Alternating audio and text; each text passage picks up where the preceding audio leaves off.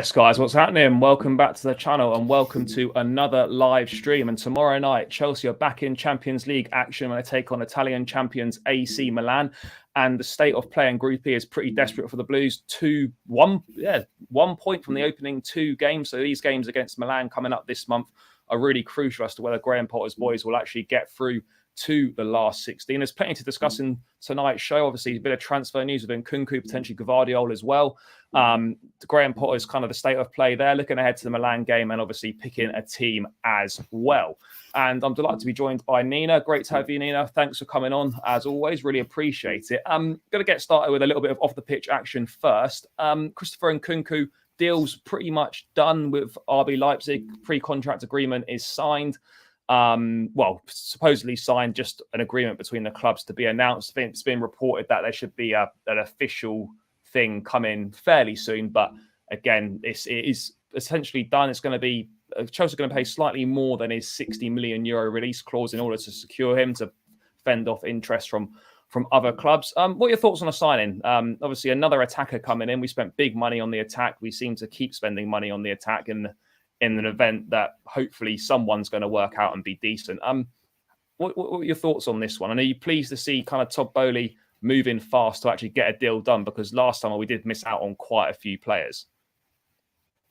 Yeah, no, I mean, it's interesting. At first I was a bit skeptical just because I said, just after the transfer window closed, I said, I don't want us to sort of talk about other people coming in until we actually sort of like address kind of what we have. And obviously Potter's just come in and it was a case of, like you said, we've spent so much money on like attackers in hopes that they'll start actually, goal scoring and stuff. But no, he's got great stats from last season, hasn't he? He got 20 goals or something and about 13, 14 assists, which is obviously it's great stats to have. He's a young player as well.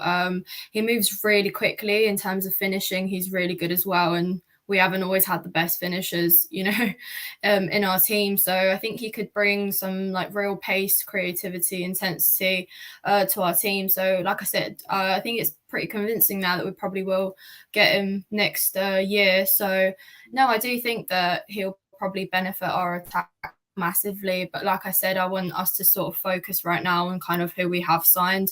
Obviously Sterling and Aubameyang are like completely new to the team. Obviously we saw Aubameyang like get his first goal as well against Palace, which was great. I think we were quite blown away by Gallagher's goal, that we didn't actually quite sort of take the time to realise that, the goal that he scored, obviously not that just that he scored, but the goal that he scored in his turn were like absolutely, amazing. It's what you want to see from your strikers. So I think I'd like to see Aubameyang as sort of our like focal point now in our games, especially like tomorrow, just to kind of get the ball to him, because it seems like if he's got the ball, like even with little chance created, he can actually finish that chance for us. So no, certainly like back to Nkunku, he seems like a great player. Like I said, he'll probably bring kind of like a good pace as well to our attack, which sometimes we tend to slow down. Particularly in shooting, we tend to kind of refrain from shooting, but he's got good composure and long runs as well and counter attack. So I think that's something that we'll definitely kind of, would like to see in Chelsea. So yeah, I think overly positive overall. Yeah, I think so. I would agree. I mean, we've got a long time till he comes anyway. So obviously, I think a lot more people, particularly Chelsea fans, will be probably watching a few Leipzig games to see how he done. Obviously, him and Werner scored twice at the weekend for Leipzig when they won 4-0. It's expected everything to be signed next year. Everything's agreed in principle. Chelsea are happy, Leipzig are happy, and then Nkunku's happy as well. They wanted to act fast and approach the market with different mentalities. So they're not really wanting to be doing deadline day deals. We're moving fast. I think it's good to see us do business quickly. Obviously means that there's going to be players going out of the attack as well. We're not going to cover that too much, but again, I think Christian Pulisic, Hakim Ziyech days could be numbered. I think they were numbered last summer anyway, but particularly now with Nkunku coming in. And also, even though Aubameyang's just arrived, he is 33, 34 years of age. There's got to be a succession plan to that. He's not a long-term signing. He is a short-term fix. So there's options there as well. And I mean, I like Nkunku, but again, just because we've signed from the Bundesliga in the past and it's flopped basically with Timo Werner, Havertz is not really happened yet either. So there's always I'm not comparing Nkunku to those two guys because he is a different kind of player. He looks like a bit looks a bit more polished in terms, he's actually can dribble well in tight spaces, he's a good finisher, he's a bit more of a physical presence. But there's always that little part of me that just thinks, oh, like we're signing another forward from the Bundesliga. Is this? I know disrespect to Germany, but like it's totally different. There's a lot more space in that league. Teams tend to play high lines a lot more.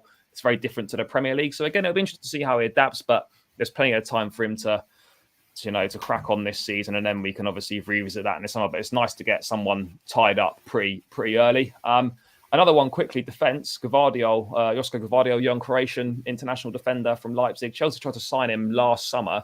I think towards the end, possibly even deadline day or the day before, put in a bid of about 85 million euros to try and get Gvardiol. He signed a new 5-year contract at Leipzig, and the release clause is believed to be about 43 million pounds. So Leipzig obviously opting to keep him for an extra season to then lose him for less money. That's obviously their choice. Thoughts on that? I mean, defence for me is, I know we've got a plan for Thiago Silva. I think this is going to be his last season. We've got Wesley Fofana, we've got Koulibaly, we've got Cucurella, we've got Chalobah, got Levi Colwill to potentially come back from his loan spell at Brighton as well, even though he's not really playing that much, but he's another young defender. And we add Gvardiol into the mix. It's great to see us kind of potentially accumulating a wealth of kind of Europe's top prospects across the back line. But do you think this is a signing that, if it does happen, which I think it's close, but it's not confirmed yet, that is it actually necessary? Do we need Gvardiol? It's tricky because, like you said, obviously we've got Silva, we've got Koulibaly, but like you said, they're not the youngest defenders, are they? So if we're looking sort of long term and kind of like building an actual defense that in future years to come is going to be, strong and good, then yes. But he's as a young defender, he's got brilliant reputation right now, hasn't he? He's probably up there with the centre backs. I think he's also left footed, isn't he? Which gives him kind of like a greater sort of advantage as well. So kind of looking long term, I guess probably could be good for us in the long run. But as of now, right now, we're not signing him right now, but Silva and Koulibaly, given their years, he's still got plenty of game in him still. But no, it's nice to see that we're kind of looking for the future as well, because obviously, we've done our shopping now and we've bought who we got, but it's nice to see that obviously Potter as well, he's going to have a massive impact in kind of who he wants to bring in the team, because obviously he's a new manager, like he's got ideas of his own, like he'll have players that he'll want to bring in, so from that side, it's decent that we've got our eye on these people and we're kind of looking at rising talent and how that can impact our squad in the long run. It would be interesting to see, but like you said, kind of bringing in players from different leagues is obviously a big kind of challenge, especially at Chelsea, because they tend to kind of sometimes drop form. Like we see them play amazing in these other leagues and then they come to the Prem, they come to Chelsea and things just kind of go south from there. So I'm hoping that's not the case. I'm hoping that, they'd be in the right environment and would bring the best out of them at Chelsea as well, because as much as we kind of appreciate the way they play at Leipzig right now, it'd be interesting to see how they'd actually do for us as well next season. So again, like I said, I've always said it's a real test of how good of a player you are when you come to Chelsea and still continue to thrive in the same aspect. So definitely interesting potential signings. Can see them kind of impacting our squad well.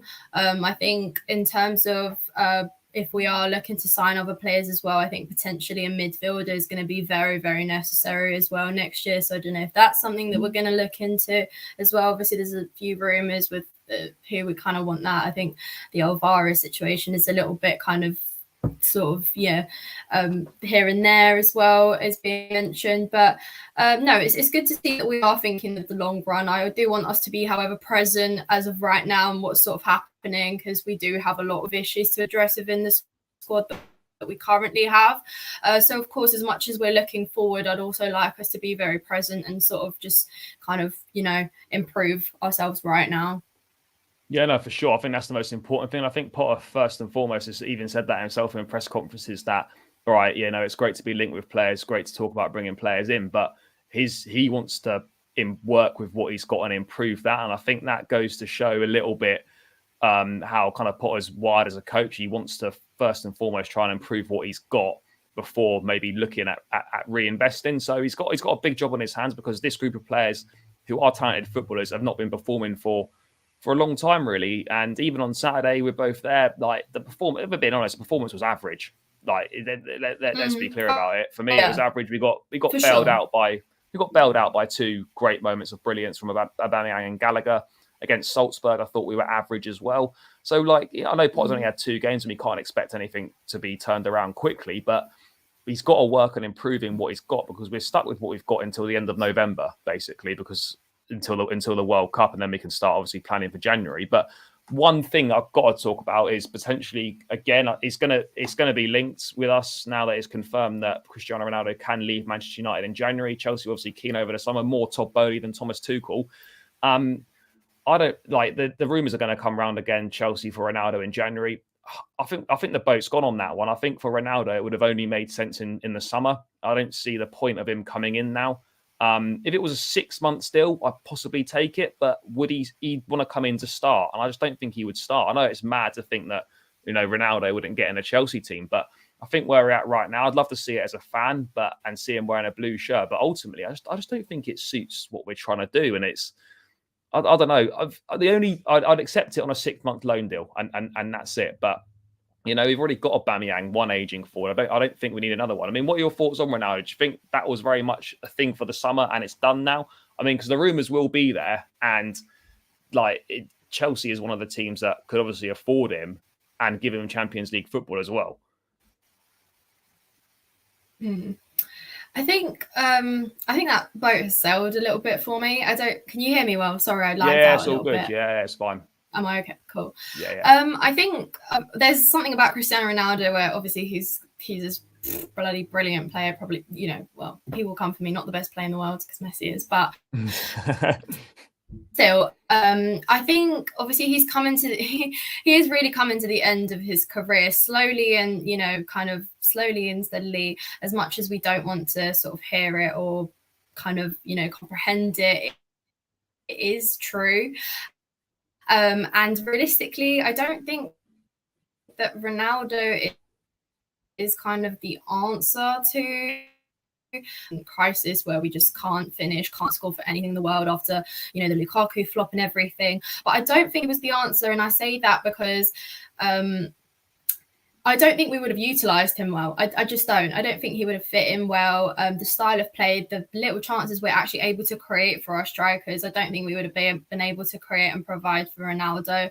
I just didn't see him fitting in that well. Of course, I mean, it'd be bloody amazing to say that Ronaldo plays for Chelsea, but like I said, for me, it'd probably just be him kind of on the bench and kind of bringing him in 70th, 60th, 70th minute in hopes to maybe bring a goal or something. But even at Man United, I mean, we've seen that he did kind of hit a wall a little bit, and I know the circumstances are different there and stuff, but I don't think that bringing in Ronaldo next year or in January or whatever time is going to be kind of beneficial for us in any way. I think we need to kind of be looking at perhaps younger talent, and I would kind of prefer, obviously, and there's no comparison between the two, but I'd rather someone like Nkunku come in and kind of have this opportunity to be a better goal scorer or whatever. But no, I don't know. I don't want to say I hope that doesn't happen, but I just don't think that's the answer to our problems, basically. Don't think Ronaldo is the answer to our problems. Yeah, no, I'd agree on that. I don't think it makes sense from a footballing perspective. From a marketing perspective, yeah, sure. But again, I don't think Graham Potter would particularly okay that deal either. I think if it were to happen, it would very much be pushed by Bowley. But ultimately, yeah, I think we're looking ahead to the future. We're building, and Nkunku's going to come. Other targets will come in. I just don't think Ronaldo's right now. But yeah, anyway, we'll have to wait and see what happens, because with Chelsea, just never say never, because I wouldn't 100% rule it out. But moving back to matters on the pitch then, obviously Graham Potter's had a couple of games in charge. 1-1 draw with Salzburg, his first one, and obviously the game against Palace at the weekend. Champions League, state of play in the group, as I said at the top of the show, is not good. 1 point from the first 2 games. These 2 games against Milan are really important. I mean, how worried are you that we potentially might not get out of this group? Because it's still a big ask, because essentially we've got to get 4 points from the 2 Milan games minimum, really, to keep our qualification hopes alive. Like, if we lose one of these games, I think we could be done. How concerned are you that we might drop into the Europa League? Oh, don't even say it. That actually makes me shiver. I don't think I could actually watch this in Europa League. I genuinely don't think I could do it. No, I mean, tomorrow is a must win. You know, the next games that we have are must wins. I don't think we can even afford another draw because we won't make it out of the group. And kind of looking respectively, we don't really have the toughest group either, do we? You know, compared to kind of other groups that, you know, have teams that are playing at a lot kind of higher quality than we are right now, we really don't have the toughest group. So it's kind of been really disappointing to see us struggle so much. Like, I know we don't always do the best in group stages, but this is kind of really unacceptable. And, you know, of course, yeah, I mean, 1 point in 2 games is not a good stat. It's not a good result. But like I said, we are work in progress right now. So I think that's obviously, you know, with all the transitions we've had and so many changes and kind of not knowings of what's going to happen has really been a huge setback. But, you know, it's not time for excuses. Even still, Chelsea is a team that you expect to be kind of in the top, especially in this group. You expect to be at the top. Do you know what I mean? Like coming out with good points. Thankfully, though, you know, even AC Milan, who are top of the group, they're 3 points. They've got 4 They're points only on in total. 4 points, so it's not Exactly. curtains. It's not curtains, but thankfully, you know, thank God for that, because then that actually means that we have the opportunity to win all of our next games and actually make out the group stages. Because realistically, if we don't, then we've got a really big, you know, huge cause for concern. And obviously with things changing so rapidly right now, and we have so many tight games, our schedule's very tight as well. We really need to be kind of focusing on each game as it comes, rather than thinking so much ahead. So for tomorrow, it is really, really, really, really, really vital that we actually get 3 points. And I want to have a convincing win. And I say that because, you know, we almost look like we're trying to survive in every single game. We look like we're trying to make it out. We look like, you know, even against Palace, like you said, you know, it wasn't a great performance, but we looked like we were trying to survive a 1-1. Like we looked like we were like fighting our best efforts to take 1 point out of that game. Do you know what I mean? And that is exhausting to watch. It's frustrating. We've had so many, you know, obviously we have had defeats, we've had draws, but our wins have all been sloppy as well. We've not won a game with a higher than a one goal difference. You know, our goal difference has only just come up to 0. I think that just says it all in the Prem. So it is concerning if we don't actually make out the group stages. I can't lie. I mean, if we don't, then I hope that is you know, that converts a greater focus on actually competing in the race for top 4, because then that's obviously the next goal, isn't it, if we don't make out the group stages. But I expect nothing less than us coming out of this particular group, because then otherwise, you know, no offense to the other teams in our group, Salzburg, whatever, and Dinamo Zagreb, but those are teams that we have to be beating regardless. You know, even if we're not at our best, even still, we have to be beating. Yeah, no, you can't be losing to, you can't be not beating teams like Zagreb and Salzburg. I know, like, you know, look, they're there on merit, but you know, there's no kind of comparison really between Chelsea and those teams. We should be beating them. It's as simple as that. Performance has not been there, and the performance haven't been there for a while. It's not a Graham Potter thing. It's a Thomas Tuchel thing. It's been going back a long time. You know, even Saturday, that was the first time we've had back-to-back wins in the league since March. Like it's mad. And then like it's the first time we've won an away game from coming from a goal down since Boxing Day last year, when we come back and beat Villa 2-1. So the form has been poor for a long time now, and it's not going to change overnight. But I think it's important to say that for me, yes, we want to be dominating teams, we want to be blowing teams away, like convincingly winning, but that's not going to happen straight away. That's going to take a long time. I would even say that I'm not sure if we'll convincingly beat any teams between now and the World Cup. And I'm all right with that, as long as we're picking up points. Like for me right now, it's performances. The performances can wait. As long as we get the points on the board, that's the most important thing. And then we can start building and working on our performances of players getting more used to playing in Potter's methods, switching between systems and whatnot. Yes, we love to see it as fans. We want to beat teams convincingly, but right now, that's not going to happen. And it's not going to happen overnight either. And particularly with this run of games now until end of this month, pretty much up to the World Cup, there's very little time to actually work on things on the training pitch. You play on a weekend, you then play Tuesday, Wednesday, you then play Saturday or Sunday. And it's like that, 3 games a week for this whole month. One of those days is going to be recovery. Then you do a light session the day before the game or whatever. There's not much time to actually work on to implement any sort of ideas and get them across on the pitch. So the performances might be pretty shit for a while still. But as long as we get the points, that is the most important thing. I mean, obviously, last time we faced Italian opposition at the Bridge in the Champions League, we smashed Juventus 4-0. About this time last year, actually, maybe a little bit later on towards November, that was probably our best before. That was probably the last time we actually played really well. Last time we convincingly beat a team. AC Milan, no mugs, Italian champions. Got some good players. Rafael, fantastic player. Obviously, you've got Chelsea players, Tomori and Giroud returning with points to prove. It's not going to be easy. I mean, where do you sort of see this game being won and lost? What are the key areas for you? Because I think for me, ultimately, it's going to come down to the midfield again, because we've seen Chelsea's midfield. It's going to cost us points. It's going to cost us results because it's just not consistent enough. And whatever combination of players we put in there, it doesn't really seem to work. No. No, definitely. I think a lot of our problems do come up in midfield, really. I've said this, for me, Jorginho simply hasn't been good enough, sort of from even the start of the season, even kind of towards the end of last season as well, which is really surprising, because even in Champions, when we won the Champions League in that campaign, he was brilliant. He was probably like one of our best players. He put on a real good show. But recently he's been very slow. A lot of our kind of transitions from midfield to attack fall because we tend to lose the ball in that sort of area. So for me, that is a massive area for improvement. Obviously, AC Milan have quite a few injuries as well. I think tomorrow that might be a little bit kind of to our advantage, and I hate to say it, but we actually kind of need that advantage, because that means that we can potentially be a bit more offensive and play with a kind of a greater drive and kind of confidence as well, which would be really good. I want us to see kind of a higher press as well. I say that because when Gallagher came on did he come on the 80th minute or something? 70, I think you got about 75 minutes. Like got about 15, 20 minutes, yeah. Yeah.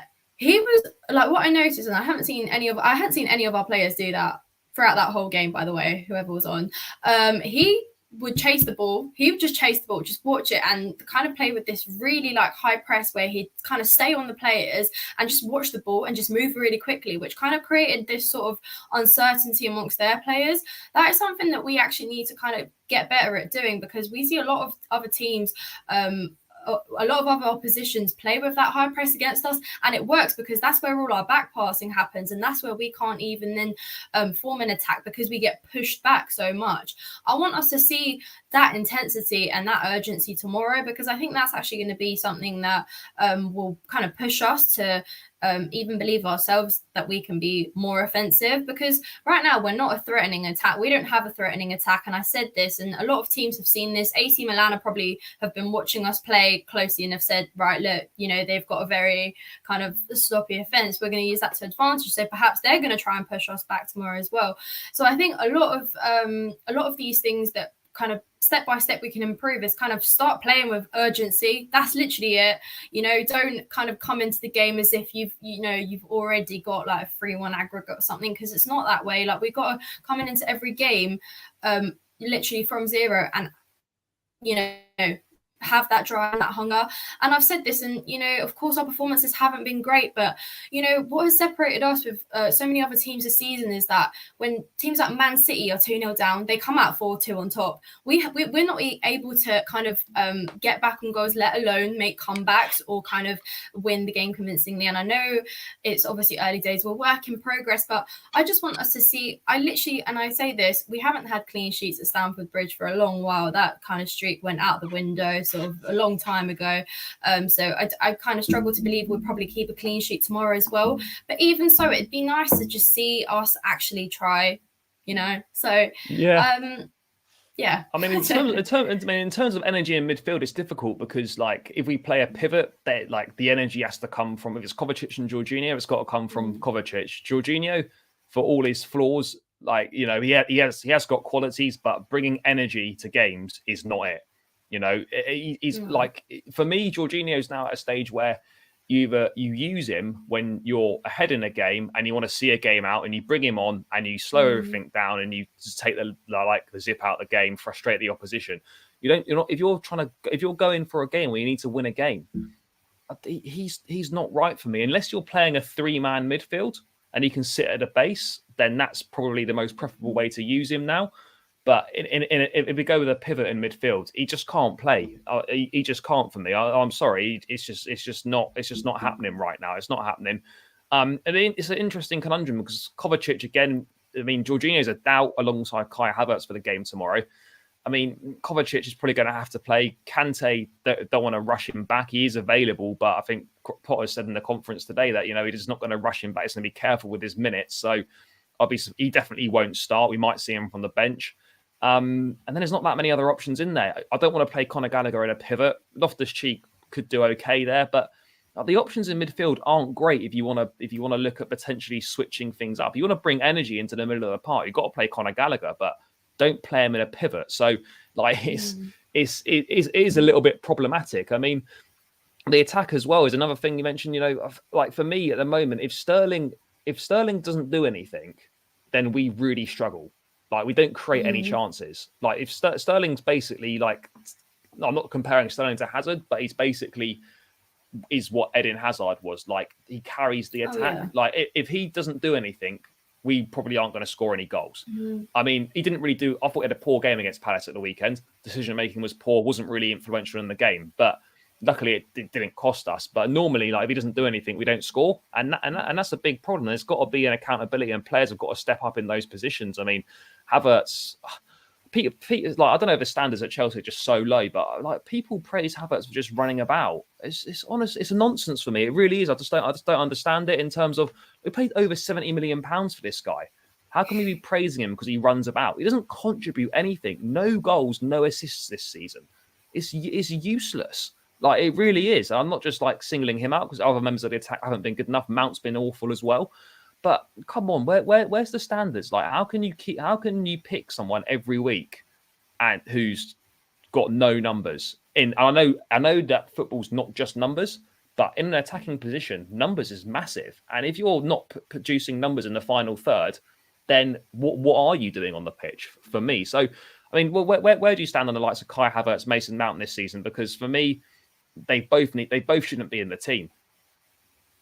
No, I completely agree with you on this. I think quite a lot of people came for me when I said that Havertz doesn't actually bring anything to our attack, and it's true. I think we're still kind of holding on to that Champions League final glory of his goal and stuff, but that's a long time gone. He hasn't really brought much to our attack, and like you said, yeah, he runs about, he's quick and he's tall, but what does he do with that? He doesn't particularly utilize that in any kind of beneficial way for our attack, and it's true. And the same for Mason Mount, and me and Alex actually had that chat after Palace. There they are scoring for England and Germany, and then they come back to our club, and it's kind of hit a wall. And Mount is our, he's when we look at him, he is one of our most creative players. That's what we know him to be as, gets the goals, gets the assists. He's creative. He switches it. He has new ideas for attack, but that's not what we've seen, this season. So it's been a bit of a shame. I'm hoping that Potter can actually find a way to bring out the best in both of them, because I mean, Mount, he is key to our squad. I do think that. I've got a particular attachment to him, but not being biased or anything, but I do think that Mount is key to our squad. Kai Havertz, though, not so much. I've found it a bit hard with him. I like him and I hold on to him because he's got a great attitude. And do you know what? That's kind of been enough for us, sort of in I suppose last season, because we had so many players that didn't want to play for Chelsea, calling out Ziyech, Pulisic, Lukaku. But Havertz was kind of one of those players that was consistently still, as well as Werner as well. Werner wasn't the best finisher. We had a lot of problems and issues with him, but them two always kind of had a desire and sort of a hunger and a drive to be on the pitch and actually get us goals. And I don't know, they had that kind of great what's it called, just desire, really. So I think that's what it is. But attitude isn't enough. You've got to also kind of produce physically, and Havertz hasn't really done that. And it's not that he's been played out of his position, because he's been played in his position, and even still things haven't really gone his way. And yeah, like you said, he does run about, but when you run and you don't actually kind of drive the ball forward and kind of have the focal point to be the goal, it's not really good enough. So yeah, no, when you've got strikers like that, it's a bit of a it's a bit of a headache, really, because they're up there, but they're not actually doing anything in the box. So I mean, Havertz particularly, he kind of needs to actually use the fact that he can run, particularly to kind of get the ball up there a little bit more, but he doesn't.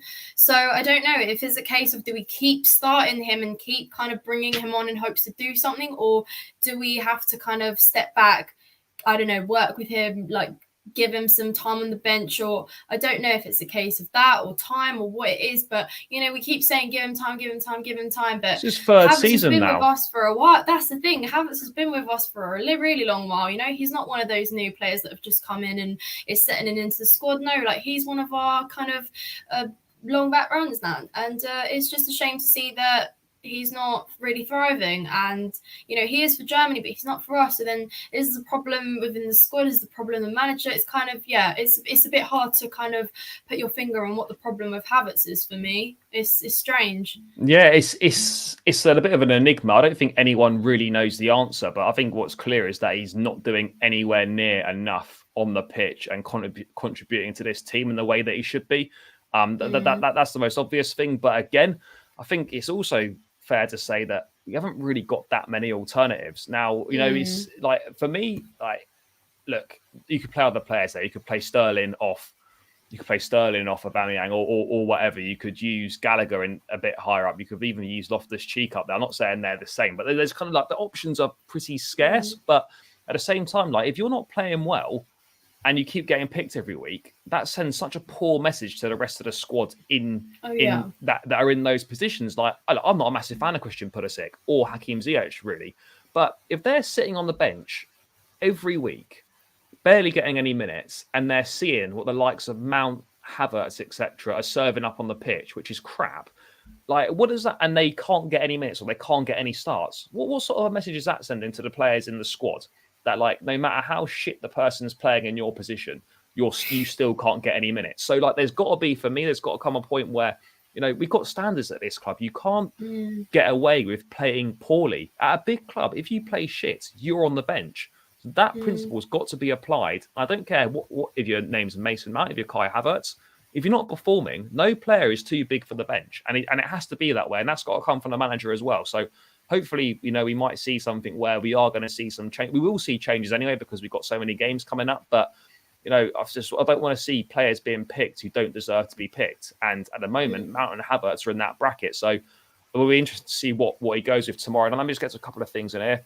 Raman, I don't know where you've got this from, but that is totally untrue. And also, Bowley can't go because he's committed to the club for 10 years. So, yeah, I'm not sure where that information's come from, but that's utter nonsense. Moving into the team then. We saw a back four on Saturday at Selhurst Park. In Potter's first game in the Champions League against Salzburg, we set up like I've got it on the screen. I think we probably will go for this. Do you think, Nina, that will go for this as well? Or do you think we could stick with the back four? Obviously, Cucurella's back. Everyone's fit to play, I think, actually. I don't think anyone's missing. Jorginho and Havertz are doubts, but I think Kante's back. I don't think anyone's missing at all, actually. Yeah. Have you got the players on there, or is it just playing on players? Because that's what I can see. I'll write them in. Oh, okay. We're gonna I'm so confused. So, okay. right. What do you think? Do you think go back forward? Do you think revert back to this system that Potter went with in his first game in the Champions League? I think he'll probably go for a back four tomorrow, to be honest. Think so? Yeah. Do you think he'll play back three? I think it's a massive game. I think part of the reason he went with a back four was because of who was available. There was no Cucurella. I think he would have played Cucurella as a left centre back. Is he fit? Is he fit for tomorrow? Yeah, he's fit as well. Yeah, he's fit. So, but then that changes it up slightly. It does change. I just think he'll go with this because I know we have to win this game, but we cannot lose this game.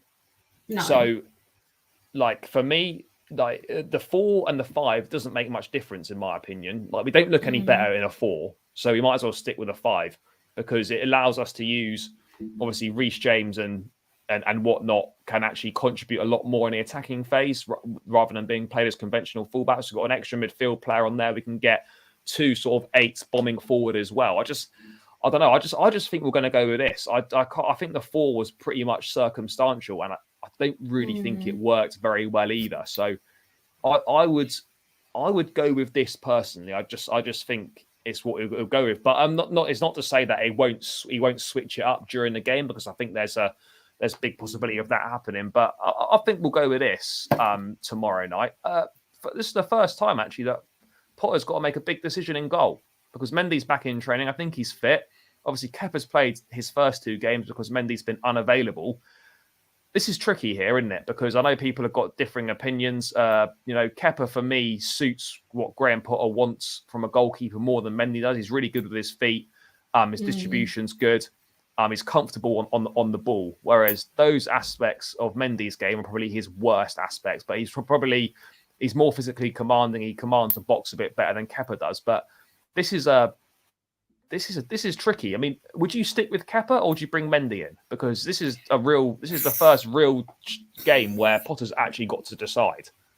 See, it's really tricky, that really, really tricky, because I mean, if we have a look at Kepa, I mean, I thought Kepa had a really good game against Palace. I thought he had a couple brilliant saves. He's a lot better with his feet. I mean, I think when Mendy has the ball in his feet, my heart sinks a little bit, because it's a bit nerve-wracking. But Kepa's a lot kind of more confident with his feet and his footwork, and I think Kepa's got something to prove as well right now, because obviously he spent kind of the whole time under Tuchel being second choice as a keeper, and I think obviously everyone's trying to prove themselves to Potter right now, but I think Kepa's kind of putting an extra shift in with that. So I don't know. It's actually a really hard question.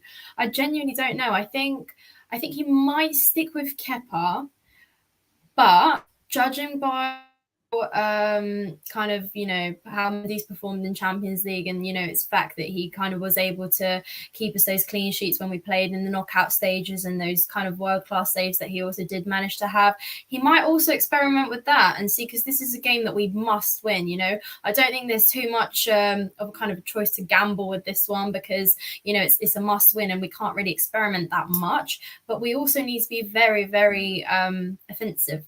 But I don't know. I think he might stick with Kepa just for time's sake. I think he'll stick with Kepa, but I could be wrong. I genuinely don't know.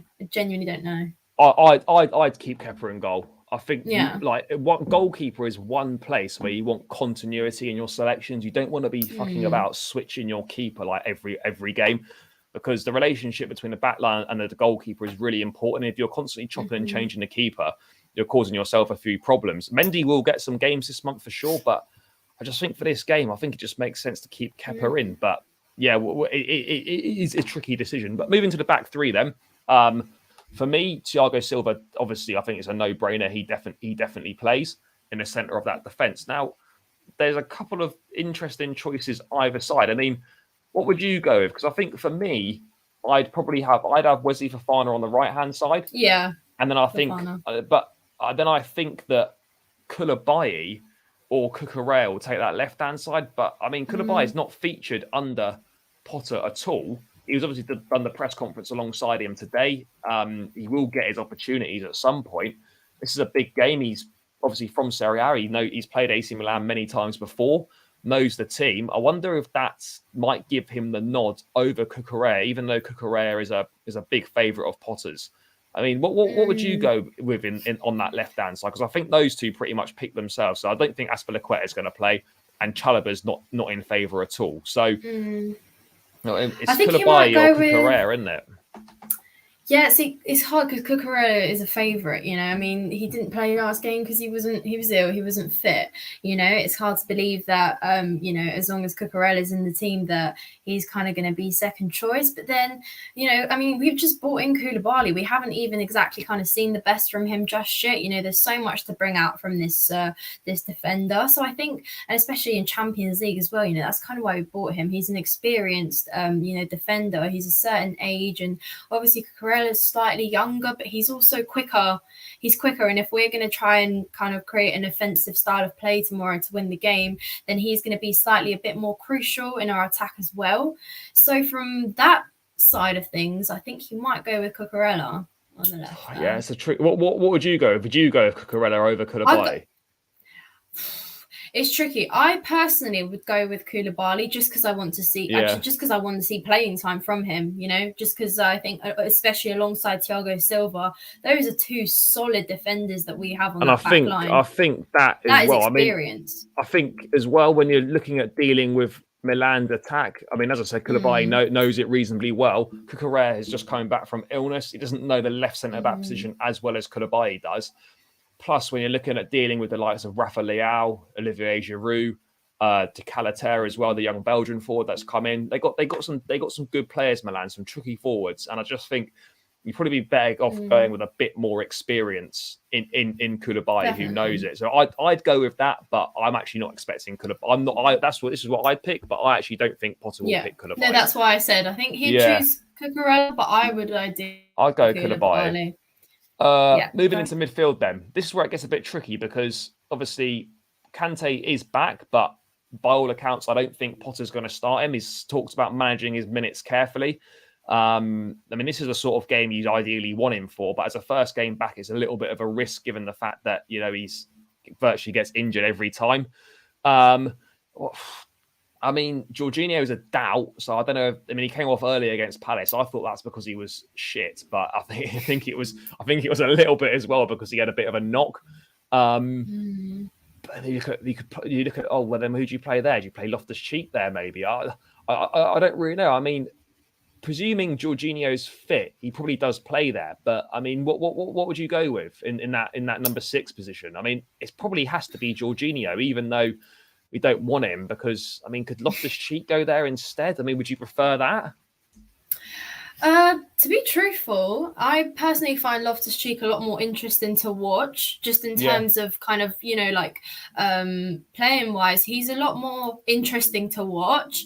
And obviously I know I've just kind of badmouth Jorginho, and I think I agree with you. I don't think he's been great for us at all, but I think we particularly don't really have much of a choice, and I think Potter might stick again with experience, just with how things have been. And obviously Kante's no question for me. I don't think that he should even be kind of brought in tomorrow, because we know how injury prone he is. If he's not at his best, we can't kind of just throw that responsibility on him. Obviously we've missed him massively in our midfield. I mean, half the problems that we've had we wouldn't have probably had if had Kante been in the heart of that midfield. But for me, I think he'll stick with Jorginho, just because it's not a game to kind of experiment with. Obviously Loftus-Cheek, he's creative, he's brilliant, but he's more of that person that you kind of bring on in the second half to kind of switch up the game, kind of with a more creative idea. So I think I'll go with Jorginho there, and not because I personally would, but because it's kind of I don't know. I reckon. I think we should just go. I think we should go Loftus-Cheek here, because if we're picking it as a perfect as our ideal lineup, then If I'm thinking if I'm stepping into Potter's mind, it's probably not going to be him. But we go. This is what we think we'll do because it's more fun. Loftus-Cheek. I'd sit Loftus-Cheek in there. I just think athleticism, physicality. Better on the quicker ball. As well, much quicker than Jorginho, and he just brings energy as well, and he probably covers a lot more ground as well. I'd probably say he was fitter. I mean, I've got no way of quantifying that he's fitter, but I just think he probably is a bit fitter. He's more skillful than Jorginho as well. Yeah, he is, and I think he can do it as well. I think this. I mean, this is not my favourite position to see Ruben in, but it's better for me than Jorginho right now. So we go Loftus-Cheek there. I mean, a few things in the chat saying this. I mean, that's not bad. I would potentially go with that, to be fair. Agreed as well. Kai and Mount are poor right now. It's no two ways about it. Moving into, we're still going to see one of them. We're going to see one. We're going to see one of them. Moving into the 2 central midfield positions, then, or the number 8s, whatever you want to call it. Kovacic is obviously going to be one of them. And the other one is interesting because essentially it's a toss-up between Mason Mount and Conor Gallagher. Now, I like Conor Gallagher. Potter's a big fan of Gallagher, but this would be massive for Gallagher if he gets trusted in a game of this magnitude against AC Milan, and with what's on the line as well, considering our poor start to the group. Like, this would be probably his biggest game of his career. I know that might sound a bit like sort of alarmist, but I think it honestly is. Like this, if he gets the nod tomorrow, this is the biggest game of his career. Now, is he ready for it? Does he deserve it? I just think we need something different in there because we've played Mount pretty much every single game, whether it's as part of the front three, whether it's in a midfield three, and he hasn't delivered in any of the games. And I just think Gallagher deserves a chance, but it is for as good as Gallagher is, it is a massive gamble because a game of this magnitude, he hasn't got the experience. But then if you don't throw these guys in, they're never going to get the experience and know if they can perform on this level. So do you think regardless of what Potter will do, because I think Potter will play Mason Mount, but do you think that Gallagher should start in this game? Would you be back in that? I'd also, as CFC NJ in the chat said, completely forgot about Dennis Zakaria, but again, I think he won't be used either. Yeah, no, I mean, he's not even coming up in the kind of ideas for lineup, is he? Like at all in any Chelsea news whatsoever. No, he's not. I think that's a very kind of far-fetched. I would like to see him. I would like to actually see him get some. Oh yeah, no, 100%. I mean, his time will come. I can't see him. I cannot see him starting. Can't see him starting. No. But back to Gallagher. I mean, do you think that's a massive gamble? Is that a gamble you take? It is a gamble, but I genuinely think it's a gamble I take. And I'm saying this now because if everyone's been so unhappy with Mason Mount this season and we've said, why does he keep starting? He does nothing. He brings nothing. He hasn't been bringing anything. From that perspective, you want someone else, don't you? So who's next? Well, Conor Gallagher. And, it's a huge thing. Yeah, he scored an amazing goal, but we've got to be realistic at the end of the day. Yeah, he scored an amazing game, but he's young. He hasn't had that much experience, bringing him into a must-win Champions League game is it's a big it's a high bar, isn't it? And it's like you said, it's a risk, it's a big risk. But because Mason Mount hasn't been performing up to that level, why not bring in Gallagher just to see if something might change?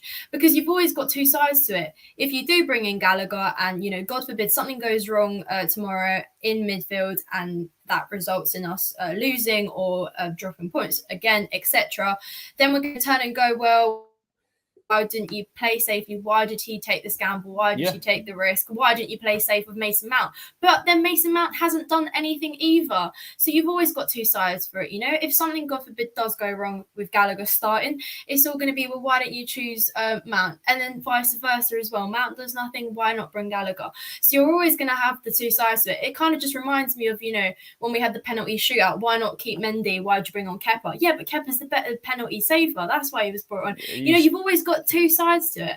But I do think if I had to pick this lineup tomorrow, I'd put Gallagher in there. I really would, because we've been putting Mount consistently and Mount hasn't produced, like you said, these players are sitting at the bench wondering, why am I, if I've actually, scored a goal, because that's actually a fair enough thing, at the end of the day, you want to be scoring goals. Gallagher's come on, he's made more of an impact in 10 minutes than Mason Mount has done all games most times this season. So why not actually give him the chance to start it? Because he has proved to actually want it. And he does come on with an intensity to make a difference and that desire to actually score with his team. You can see it, like, can see it in his style of play. He's confident as well, but then again, obviously he is a little bit he can be a little bit shaky. It is a big game. Do you put in it's a huge risk, but I genuinely think that it's a risk that it should be taken just to see because we've got to change something, because as you say, like everyone's clear that Mount has done nothing this season and shouldn't be playing. So then someone else needs to come in, and the obvious guy to come in is Gallagher. So you can't have it both ways. You can't say that Mount needs to be dropped, but then be like, oh, but I wouldn't play Gallagher. Well then who would you play? At the end of the day, like we've got to switch things up in that position. For me, Mount's had the whole season pretty much, and he's done nothing. It's time to give someone else a go. So whilst it's a gamble, I think you've got to stick him in, because if you keep doing the same thing, you're just going to get the same results in there. And we're getting nothing from those areas in the middle of the pitch. So bring Gallagher in and just try it. So I think for me, that's why it's got to be like that. Texas Brewers saying, yeah, I mean, Loftus-Cheek did actually do better in a double pivot than people give him credit for. I think that's a fair point. I think he actually did have some good games in that double pivot. Right, let's round this team out then. Obviously, I know these kind of wing backs, quote unquote, are pushed proper high up the pitch, but that's what Potter likes to do, and that's what he did in that game against Salzburg. Reece James is going to play. It's a no-brainer. He was phenomenal against Crystal Palace. He probably is our best player, I'd say. Oh, definitely. He's probably our best player. I mean, there's not really too much to say about him. It's pretty obvious. This left-hand side is going to be Raheem Sterling. that's not really too difficult. Now, moving on to the front two, you would presume that one's going to be Aubameyang, for sure, I'd say. But then who do you play off him? Because we have battered Kai Havertz, and I'd feel a bit shit if I then stuck him in the lineup. But would you, for example, play? I don't think Hakim Ziyech is going to play, but would you play Christian Pulisic? Do you think he deserves a go in that free role? Like, do you know what I mean? Like, but then there's also a potential. Could you actually switch it up by not having Sterling here, play Cucurella there, and then have Sterling in a free role behind Aubameyang? Like, there's a potential option there. So I don't know why I so hastily stuck Sterling in there. I mean, would you stick Sterling in this kind of, the Trossard role that Potter used him in, or would you think, right, we could go Cucurella here, bit more defensive solidity, and then we could have Sterling just floating behind Aubameyang? I mean, what? I mean, there's a potential option there, isn't it? No, there is. I think that second point is a lot more interesting. If you've got Cucurella there on the left, and you've got James on the right, you've got, two quick players with, a good foot on the left hand side, a strong foot on the right hand side that could be potentially serving Aubameyang and Sterling up there. So I think that actually could be really, really interesting. We've complained so far this season that we haven't, our strikers can't finish because they don't have chances created for them. Well, then those two there could actually potentially do that for him. I think Sterling is. I reckon we should just go for it. I think we should just go for it. I think, because I didn't even think about it, but that's Cucurella's really quick as well. Like he's quick. He's fast paced. I think he can kind of cut in as well a little bit more rather than kind of playing it sort of wing on the wing and then passing it back, or like switching it on the other side. Perhaps like we could kind of go more deeper in that way. I think, and obviously Sterling as well. I think he's really skillful as well. Perhaps he could, kind of back Aubameyang there on that one. But I think that's a really, really interesting and intriguing lineup. Can we send that through to Potter? Yeah, we could send it through because then obviously, I mean, I feel like I'm doing some sort of Monday Night Football on the touch screen here. But like you got like in this position here, you can have obviously Sterling would probably like that. There's been a free roll there, but what I mean is free roll can be coming up to the right hand side. It can be in behind. It can be taking up positions there. It can go beyond Aubameyang. There's options there for Sterling to play in that free role. And I actually think he'd do it better than Havertz just because he's a better dribbler. I think he's better with the ball in tight spaces. I think he's a better creative player as well. And he's a better goal scorer. So basically he's better than Havertz in all aspects of the game. So I think I'd actually quite like, I'd be a bit disappointed if we don't see this tomorrow now, because I actually quite like it. But I know, I think it's good. It looks all right, that. It does. That looks all right. I mean, yeah, mate. Yeah, I'm liking that. I'm liking that. But again, I don't know if they'll go kind of experience first, safety first sort of thing. But I think those are the changes that need to be made. And yeah, I mean, I don't know. I think for me, there's got to be something's got to change because the performance has been so poor. So hopefully, freshen it up a little bit, bring some energy into midfield. Have Sterling in a free role behind Aubameyang. And to be honest, I don't care if Aubameyang touches the ball 2 times. As long as he scores, it really doesn't matter. From your forward. But that's all it takes. You just need that one chance to be created. Like we've seen how many, do you know what I mean? Like Haaland as well. I just want to say about Haaland, because he gets into the right place at the right time. So if Sterling can do something like that for Aubameyang, it'd be great. He'd just literally need to be in the right place. Just in the right place, because Sterling has the ability to just kind of, set it that way for him. He does. But I mean, like, you don't, from Aubameyang as well, just from a centre forward in general, I don't want Aubameyang coming deep back here to get the ball. Just stay in the box and, I know it's easy to, like, it's obviously you can't really rely on Chelsea's creative players to create that many chances, but just stay in the box. And when the ball comes to you, like you'll finish. And I think that's the thing with Aubameyang. I don't care if he's not involved in the build-up play, or he's not dropping deep, or he's not getting involved in the game. You just want him to be there when the ball's in the box. So as long as he does that, and he's shown he can do that. So I think with Sterling behind him, I think I like the look of this. So hopefully we maybe see something like this tomorrow. Last thing before we round out, what are you thinking for a score prediction? tomorrow night? Because I mean, I always predict. At the moment, I've not been that sort of confident on Chelsea. I mean, I haven't predicted us to win a game for a while. I went 1-1 at the weekend, and to be fair, I was almost right.